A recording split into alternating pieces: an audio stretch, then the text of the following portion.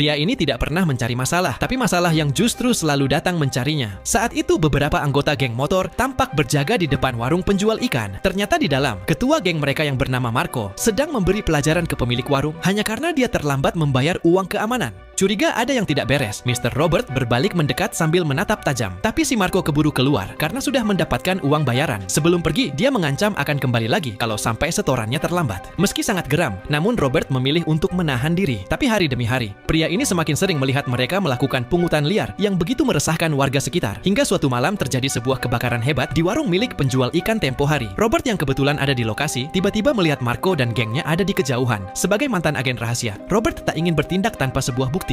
Dia pun meminta bantuan seorang polisi untuk memeriksa rekaman kamera pengawas. Ketika videonya diputar, di situ terlihat jelas bahwa geng motor kampungan itu adalah pelakunya. Tapi tiba-tiba polisi ini malah mendapatkan teror yang menyuruhnya untuk segera pulang. Sesampainya di rumah, dia menemukan para pelaku yang sudah menunggunya. Tanpa banyak bicara, si ketua geng langsung main hakim sendiri. Kemudian lagi-lagi, dia mengancam kalau sampai kasusnya terbongkar, maka semua keluarga polisi itu akan menanggung akibatnya. Setelah kejadian tersebut, dia pun memilih untuk bungkam. Beberapa hari kemudian, berandalan geng motor kembali mendatangi si polisi di sebuah restoran. Kehadiran mereka membuat semua orang yang sedang dinner jadi ketakutan, kecuali pria yang satu ini. Melihat Robert yang terus menatapnya, Marco merasa tersinggung dan lalu mendekat. Dengan nada sombong, dia mengatakan agar pria tua itu jangan ikut campur atau nanti akan celaka. Robert yang alergi dengan ancaman mendadak tersenyum tipis. Tanpa diduga, tangan si Marco tiba-tiba langsung dicengkram.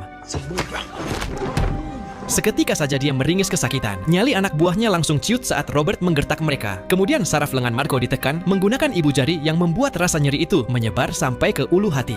Robert pun memperingatkan agar Marco segera pergi dan jangan pernah macam-macam lagi di kota ini. Namun bukannya kapok, Marco yang sudah keluar justru ingin balas dendam. Dia menyusun rencana untuk menghabisi Mr. Robert di tempat sepi. Tapi sebelum semua itu terjadi, tiba-tiba sebuah mobil menghantam salah satu anak buahnya. Ternyata Robert telah lebih dulu bertindak. Sebagai jagoan profesional, mereka bukanlah tandingan. Dalam hitungan detik saja, gerombolan geng motor akhirnya resmi berpindah alam. Sebenarnya Robert merasa kasihan, tapi mau bagaimana lagi? Yang namanya sampah masyarakat harus tetap disingkirkan. Setelah itu, dia pergi tanpa meninggalkan jejak.